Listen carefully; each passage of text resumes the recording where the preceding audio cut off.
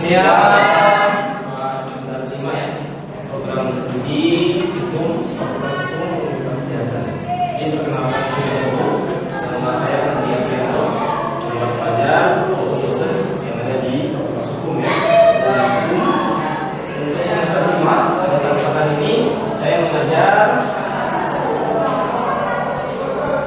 ilmu undangan ya. Jadi sebelum sampai ke materi nantinya kita membahas dulu kontrak kuliah. Apa yang menjadi kontrak kuliah kita? Pertama terkait dengan penilaian. Ya, kontrak kuliah terkait dengan penilaian. Yang pertama adalah absen ya. Terus yang kedua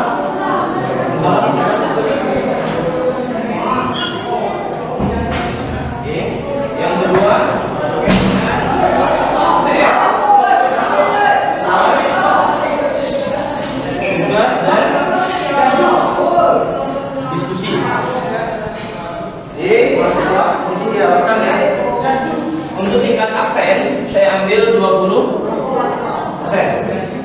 ya. Terus UTS ini ada 25%, UAS juga 25%. Akhir ini ada diskusi ya. Nanti untuk metode kuliah akan saya sampaikan di rencana pembelajaran semester. Ini ada kaitannya juga dengan tugas. Maka di situ saya ambil di sini poinnya adalah 30%. Kenapa lebih banyak? Karena nanti dengan menggunakan metode itu mudah-mudahan nanti tugas dan diskusinya lebih aktif kembali. Itu terkait dengan kontrak kuliah. Ada yang perlu ditanyakan terkait kontrak kuliah? Tidak? Dirasa cukup ya.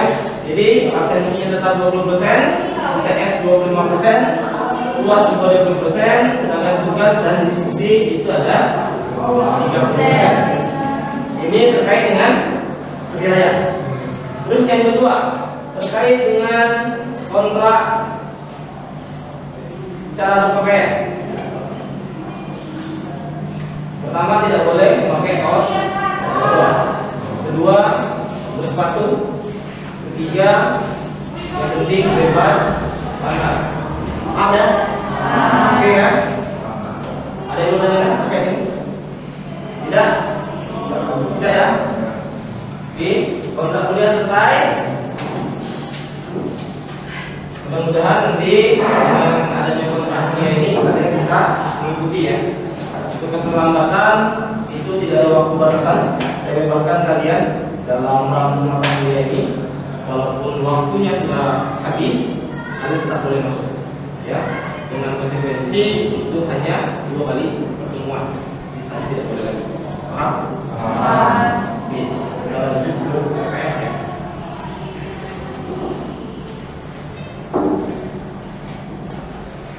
Dalam pembelajaran ilmu perundang-undangan ini sudah disepakati ya, sudah disepakati terkait dengan rencana pembelajaran semester. Ini ada 2 dosen pengampu mata kuliah.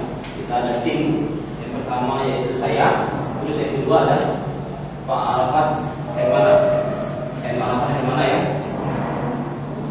Rencana pembelajaran semester ini ada capaian pembelajaran yang akan disampaikan nantinya. Bahwasanya CPA 1 kalian harus mampu bertanggung jawab di dalam tugas maupun keahlian kalian dalam merancang peraturan perundang-undangan. Itu terdapat dalam CPA 1, ada di poin S9 huruf ya. Terus yang kedua ada CPL kedua. Di pengetahuan itu ada konsep peraturan perundang-undangan yang harus kalian ketahui. Terus ada CPL ketiga, bagaimana kalian mampu ya memikirkan atau mengembangkan pemikiran kalian secara kritis. Itu keterampilan umum kalian nanti. Keterampilan umum ini dimaksudkan bahwasanya bagaimana kalian bisa berpartisipasi dalam pembentukan peraturan perundang-undangan dengan menyampaikan tugas-tugas yang disampaikan oleh dosen. Nantinya kalian mampu membuat rancangan peraturan perundang-undangan itu dengan keterampilan umumnya. Terus yang keempat ada CPL-nya, itu keterampilan khusus kalian. Bagaimana nantinya setelah kalian mencoba membuat itu, kalian benar-benar merancang ini. menjadi tugas akhir kalian. Menjadi tugas akhir kalian bagaimana kalian menciptakan produk itu. Produk itu nanti kita akan sajikan ke Dewan Perwakilan Rakyat. Apabila mereka menyetujui produk kalian, itu akan menjadi keterampilan khusus kalian. Itu akan menjadi tugas akhir kalian. Nah, dengan capaian pembelajaran ini ada dua metode nanti yang akan saya sajikan.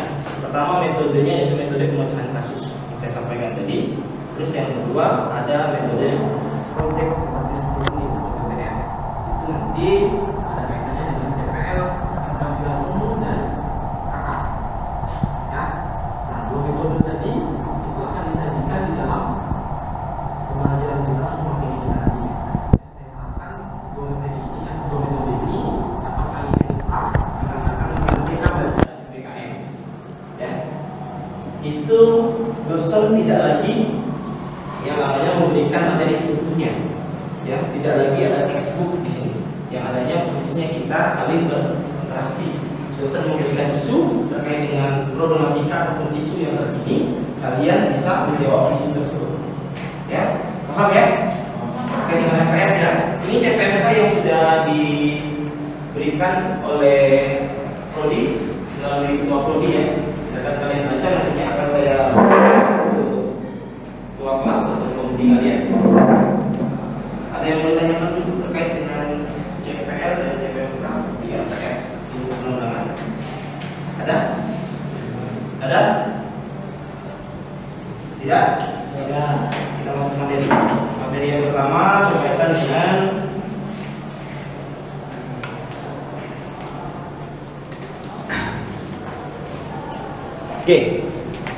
ilmu perundang-undangan.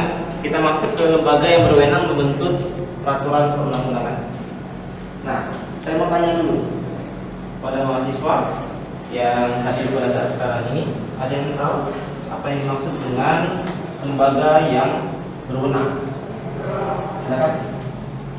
Absennya boleh lihat. Saya boleh lihat. Pinjam.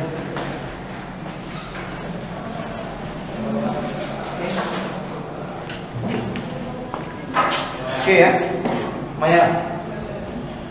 Gimana Maya? Ada yang Maya tahu lembaga yang berwenang? Izin Pak. Ya. Saya menjawab. Oke. Menurut Maya, lembaga yang berwenang adalah lembaga yang mempunyai kewenangan untuk membuat perundang-undangan tersebut. Oke, kita belum masuk ya sudah berwenang apa ya? Betul ya, bahwasanya lembaga yang berwenang adalah lembaga yang ditunjuk ya secara langsung bahwasanya yang berwenang untuk melakukan sesuatu hal. Oke ya, ada yang lain? Mungkin yang jawabannya agak sedikit berbeda, silakan. Ada? Tidak? Oke, saya lanjutkan saja. Nah, ini ada pertanyaan baru nih. Apakah yang dimaksud dengan peraturan perundang-undangan? Yongki. Ya. Untuk apakah yang dimaksud dengan peraturan perundang-undangan? Kalau sih peraturan perundang-undangan adalah legislasi atau aturan-aturan yang terdapat di dalam undang-undang yang sudah ditetapkan oleh badan legislatif yang dibuat oleh badan legislatif. Ada yang lain?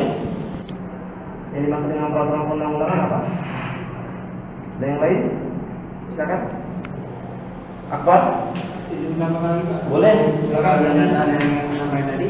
Peraturan perundang-undangan juga merupakan sebuah kumpulan peraturan yang tertulis. Ya, kumpulan peraturan tertulis. Ya. Ada yang lain? Yang dimaksud dengan peraturan perundang-undangan? Boleh. Ada? Hanya yang jawab. Ayam. Boleh. Yang dimaksud dengan peraturan perundang-undangan?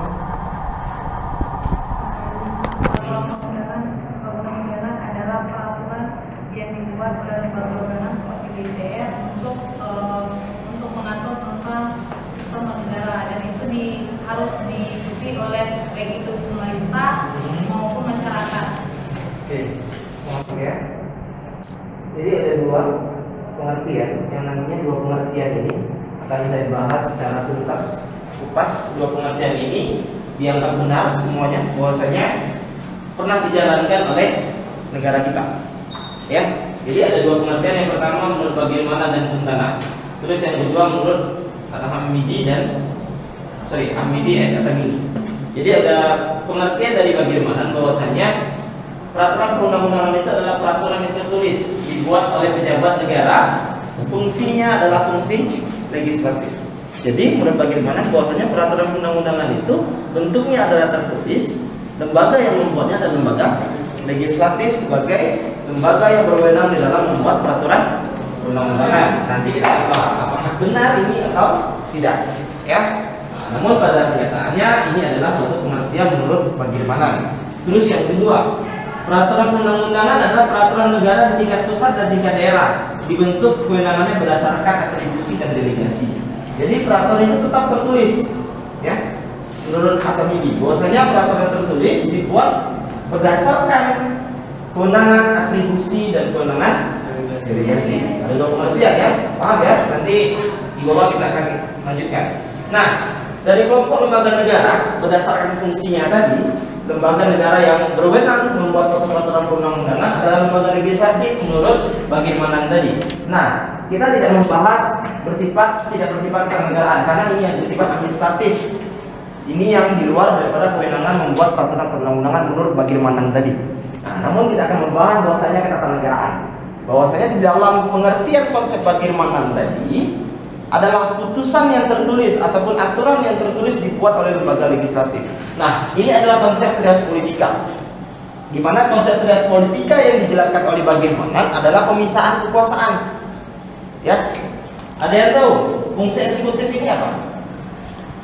Orang yang menjalankan daerah. Angkat tangan saja biar saya memahami. Siapa yang bisa menjawabnya? Silakan. Yang bagian depan ya. Jadi, silakan jadi.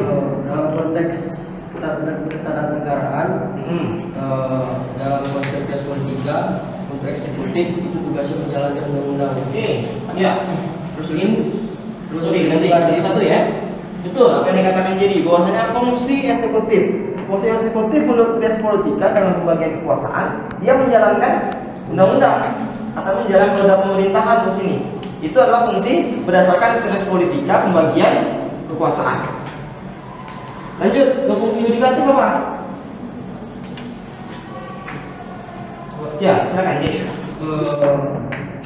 Untuk yudikatif itu mengawasi jalan undang-undang. Oke, apabila peraturan perundang-undangan tersebut dianggap posisinya orang ataupun pemerintahan ataupun masyarakat yang melanggar peraturan perundang-undangan tersebut, ini ada fungsi pengawasan di yudikatif. Apabila fungsi undang-undang tersebut posisinya adalah melanggar di tingkat bawah, melanggar ke tingkat atas, ini adalah fungsi yudikatif untuk mengawasi peraturan perundang-undangan tersebut. Betul ya, berdasarkan konsep res politika pembagian kekuasaan itu betul adanya. Fungsi legislatif selain jadi, ayo silakan. Kalau untuk legislatif menurut penjelasan dari bagaimana tadi, legislatif di sini berfungsi untuk membentuk undang-undang. Oke, betul. Bahwasanya fungsi legislatif yaitu fungsi yang membuat peraturan perundang-undangan itu sendiri. Ya, tidak ada salahnya. Jadi apa yang dibuat oleh bagaimana betul adanya. Ya, bahwasanya konsep res politika dalam hal itu adalah pembagian kekuasaan, tidak salah. Namun menjadi pertanyaan. Jadi pertanyaan bahwasanya apakah mungkin lembaga legislatif membuat sebuah itu pertanyaannya. Apakah mungkin? Menurut Tegar gimana? Apakah mungkin lembaga legislatif dalam hal ini membuat seluruh peraturan perundang-undangan tersebut? Lembaga legislatif ada 3, DPR, dan DPD. Ya, apakah mungkin? Apa alasannya? Karena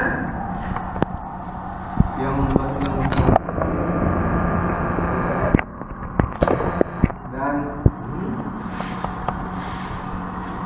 diawasi dengan DPR. Menurut saya itu aja, Pak. Oke, ada yang lain? Yang mampu? Menjawabnya? Ada? Ya, jadi Secara konsep betul adanya Pak. Oke. Kalau legislatif itu bisa membuat peraturan undang-undang yang ada. Tapi nyatanya eksekutif pun bisa membuat peraturan undang-undang. Tapi secara konsep mungkin legislatif bisa membuat peraturan undang-undang. Betul ya? Jadi teman-teman itu bahwasanya secara konsep dari penjelasan maka yang berwenang atau tidak namun pada zaman sekarang ya, apakah mungkin lembaga legislatif bisa seluruhnya mengontrol apa yang menjadi kebijakan di setiap instansi? Mungkin atau tidak? Mungkin atau tidak? Jawabannya iya atau tidak? Apakah mungkin lembaga legislatif dalam hal ini membuat seluruh aturan itu, membuat seluruh kebijakan itu untuk instansi-instansi yang ada di negara kita? Mungkin atau tidak? Ya. Alasannya kenapa?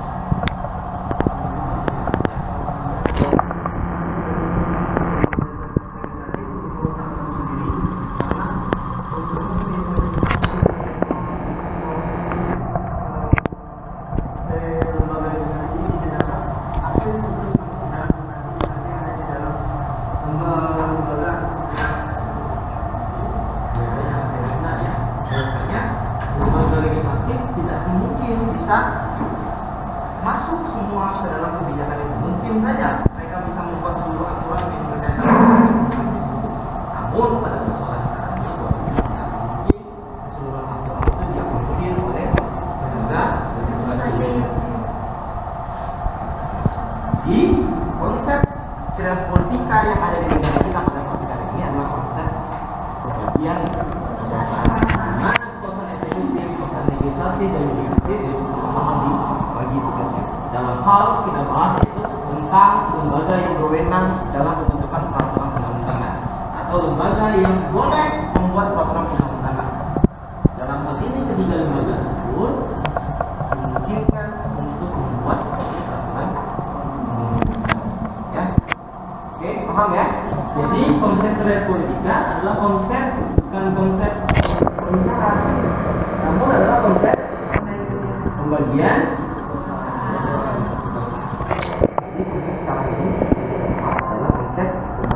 kekuasaan dalam pembentukan peraturan perundang-undangan. Hal yang berwenang membuat peraturan perundang-undangan.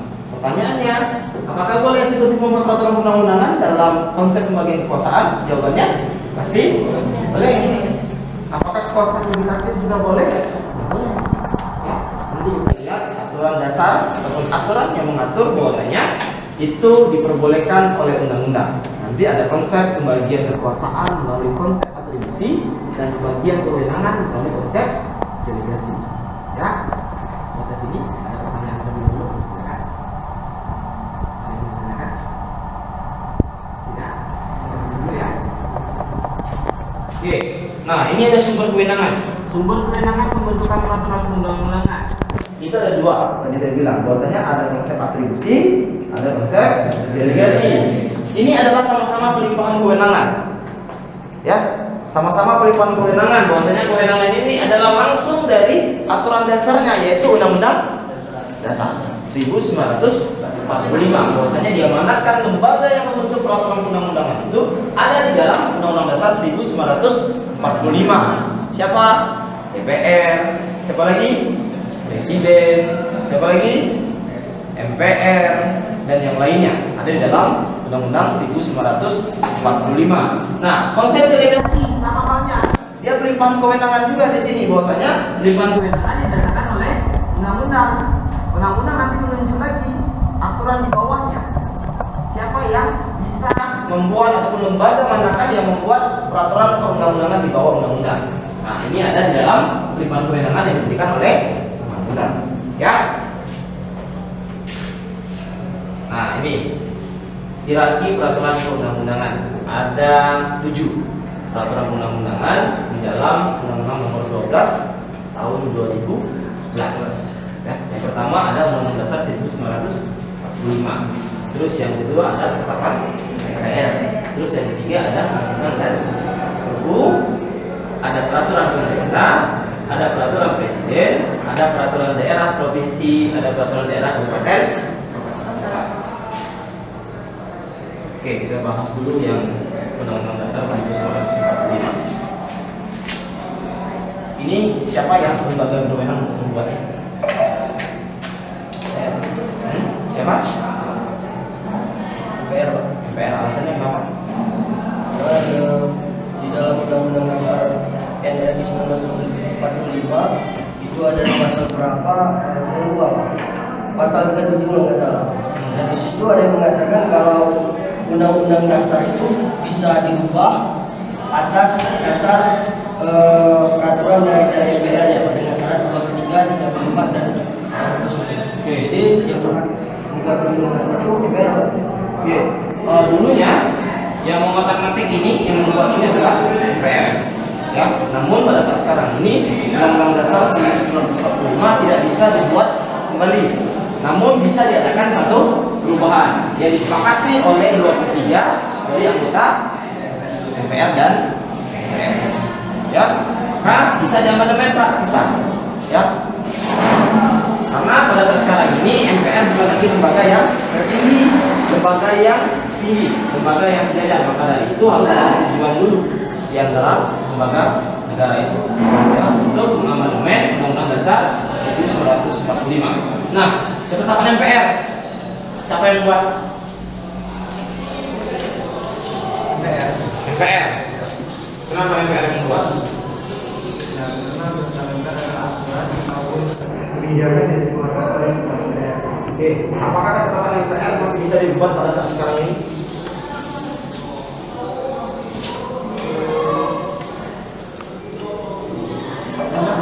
Untuk saat ini ketetapan MPR tidak dapat dibuat lagi, tetapi masih dapat menggunakan ketetapan yang sudah ada. Oke, betul ya. Jadi bahwasanya ketetapan MPR tidak bisa dibuat lagi oleh MPR, ya, karena sudah ada aturan dalam Undang-Undang Dasar 45 bahwasanya ini ketetapan MPR masih ada dalam hierarki peraturan perundang-undangan untuk menjaga ketetapan MPR, dua ketetapan MPR yang masih berlaku pada saat sekarang ini. Ya, namun pada saat sekarang ini ketetapan MPR tidak boleh dibuat kembali. Ya, paham? Oke, ini undang-undang. Lembaga mana yang berwenang untuk membuat undang-undang? Ya, legislatif. Siapa? Lembaga legislatif itu? DPR. Hanya DPR? Hanya DPR? Yang membuat undang-undang? Ya, yang lain silakan. Apakah hanya DPR? Boleh? Hanya DPR yang ada? Siapa yang membuat undang-undang? Ayo, Melisa. Apa yang lain? MPR. Salah ya, bukan MPR ya. Jadi yang membuat undang-undang adalah DPR, Mas. Presiden. Ya.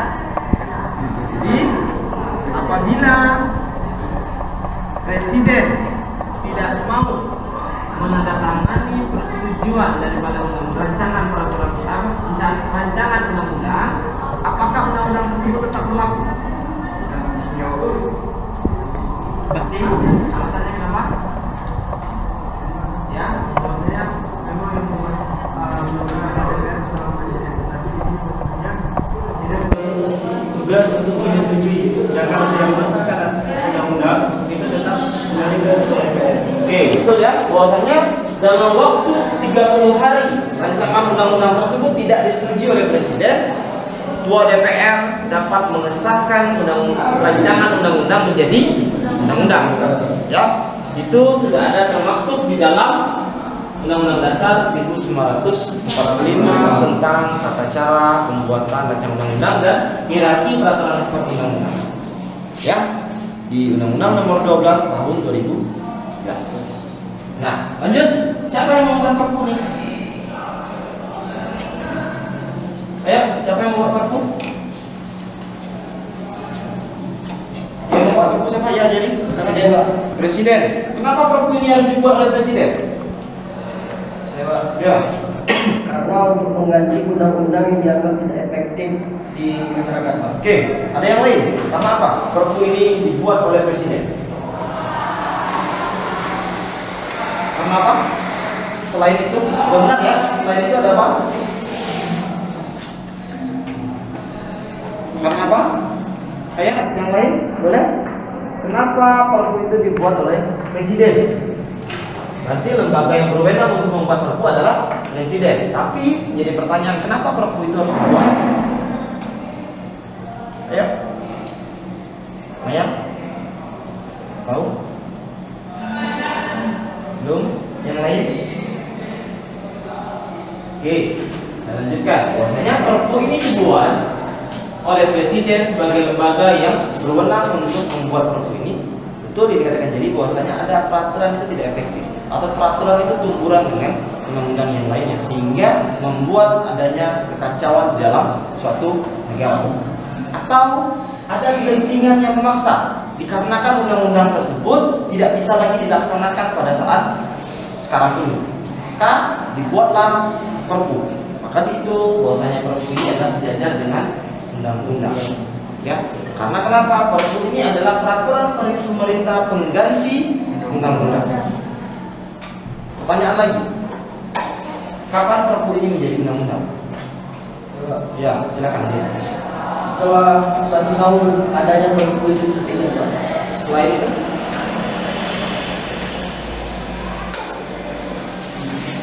setelah apa? Selain itu, ada lagi? Ada?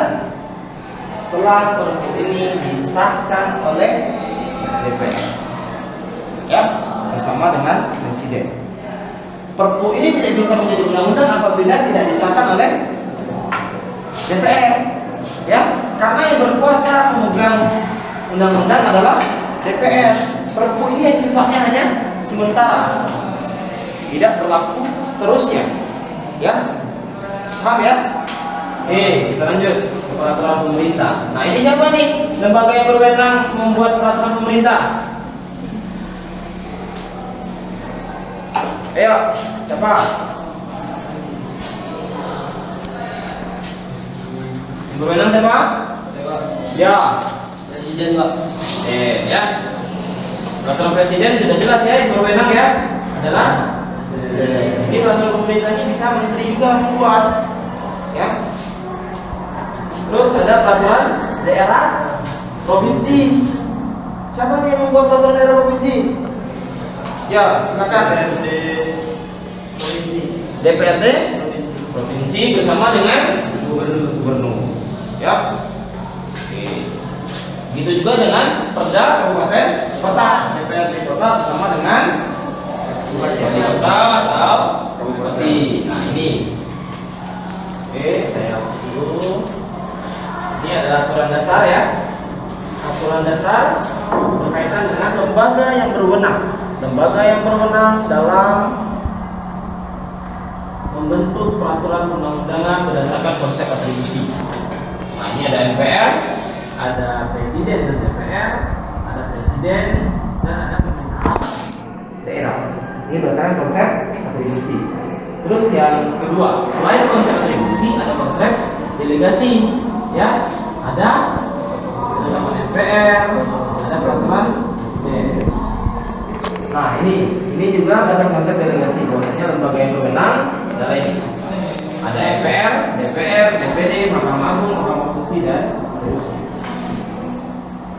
Oke, ada pertanyaan untuk materi kuliah lembaga yang berwenang dalam pembentukan peraturan perundang-undangan?